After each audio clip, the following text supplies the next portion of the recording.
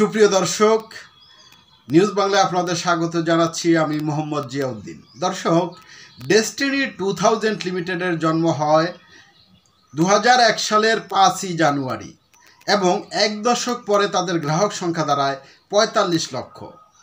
তখন অনেকেই মনে করেছিলেন যে ডেস্টিনির রফিকুল আমিন ব্যবস্থাপনা পরিচালক ছিলেন। তিনি তখন অনেকেই ধারণা করেছিলেন যে তিনি রাজনৈতিক দল গঠন করতে পারে এবং তিনি এমন একটা ঘোষণা দিয়েছিলেন যে ডেস্টিনি চাইলে বাংলাদেশে পদ্মা সেতু তৈরি করে দিতে পারে। দর্শক, এই রফিকুল আমিনের সেই মানুষের সেই ধারণাটা এখন বাস্তবায়িত হয়েছে। 2-3 দিন আগে রফিকুল আমিন এর নেতৃত্বে একটি রাজনৈতিক দলের আত্মপ্রকাশ ঘটে। সেই রাজনৈতিক দলটির নাম হচ্ছে বাংলাদেশ আম জনতা পার্টি।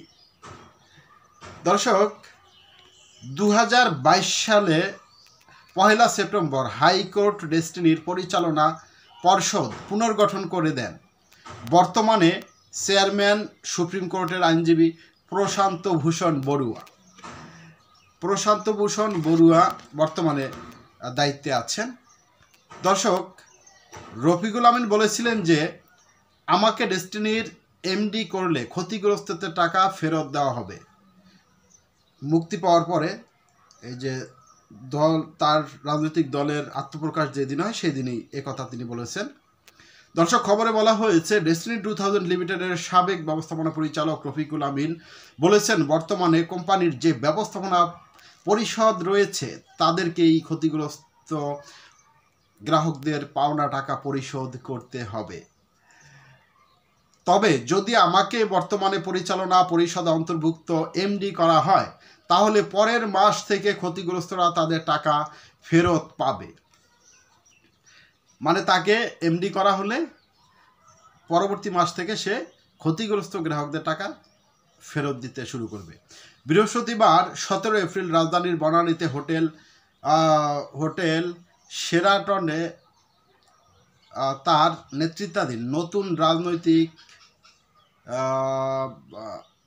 রাজনৈতিক দল বাংলাদেশ আম জনতা পার্টির আত্মপ্রকাশ অনুষ্ঠানে সাংবাদিকদের প্রশ্নের উত্তরে রফিকুল আমিন এই কথা বলেন। রফিকুল আমিন বলেন, ডেস্টিনির কাছে যে টাকা পাবে বর্তমানে ম্যানেজমেন্টকেই দিতে হবে। রফিকুল আমিনকে যদি ফেরত দিতে হয় রফিকুল আমিনকে আগের বোর্ডে নিয়ে আসতে হবে, এমডির পজিশনে বসাতেও হবে। ওয়াদা করতেছি আমাকে এমডি পজিশনে দেওয়া এবং ব্যাংক অ্যাকাউন্ট খুলে দেওয়ার 1 মাস পরে থেকে আমি টাকা দেওয়া শুরু করব। তবে কিভাবে টাকা দেবেন তা ব্যাখ্যা করেননি তিনি। দর্শক, ভালো থাকবেন। আল্লাহ হাফেজ।